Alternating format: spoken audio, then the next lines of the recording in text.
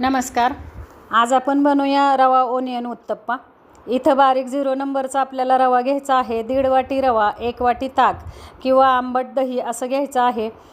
अर्धी वाटी तांदळाचं पीठ घ्यायचं, पाव वाटी बेसन पीठ घ्यायचं. 1 तासासाठी ही सगळी पिठं आपल्याला ताकामध्ये किंवा दह्यामध्ये भिजत घालायची. 1 तासभर झाला की आपण हे उत्तप्पे काढून घेऊया.